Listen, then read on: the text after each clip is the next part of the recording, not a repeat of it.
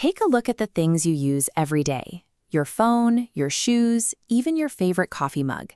They all started in a factory where specialized machines work together on an assembly line to turn raw materials into a finished product. But have you ever wondered where the products that make up your own body are made? The hair on your head, the skin on your hands, and the enzymes that digest your food are all being manufactured right now. To find the factory responsible, we have to go smaller than the eye can see, deep into a single cell. Here, you'll find tiny structures called organelles, which is just a fancy way of saying little organs. Far from being a random, messy blob of jelly, the inside of a cell is an incredibly organized workspace with a specific layout. To understand how this microscopic workspace functions, we're going to follow the creation of one specific product, a protein, from the first design phase all the way to the shipping dock. Every factory needs a command center, and in the cell, that's the nucleus. This central hub holds your DNA, which acts like a massive library of master instruction manuals for building every part of you. When it's time to build our protein, the cell makes a copy of the specific instructions needed and sends that blueprint out to the factory floor. The blueprint arrives at tiny assembly stations called ribosomes. These are the microscopic builders that read the instructions and start physically linking molecules together into a long chain. Most of these builders sit on a specialized folding station known as the rough ER. As the raw chain is built, it's fed into this maze of membranes, which twists and bends the protein until it reaches its final functional shape. Right nearby is a different station called the smooth ER. This area doesn't have any builders attached to it.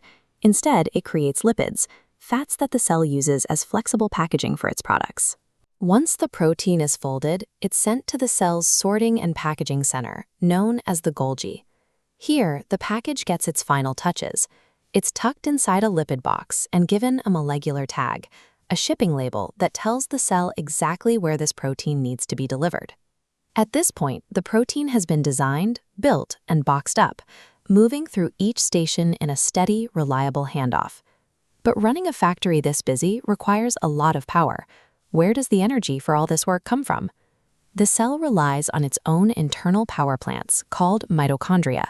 They take in nutrients and convert them into little packets of fuel known as ATP, which provide the energy that keeps the whole factory running.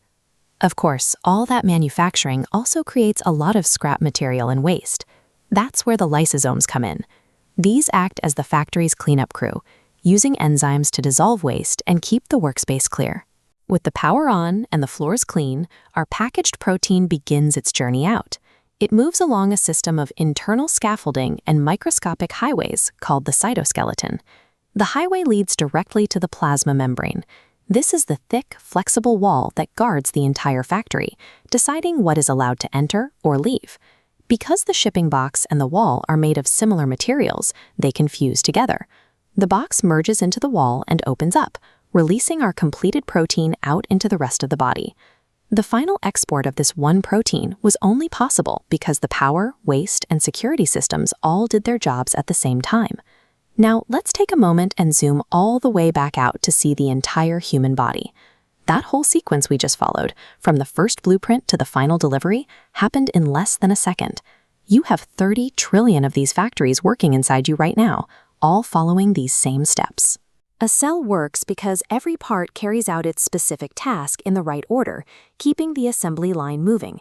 Even when you're just sitting on the couch, 30 trillion assembly lines are building, folding, and shipping, keeping you alive without you ever having to think about it.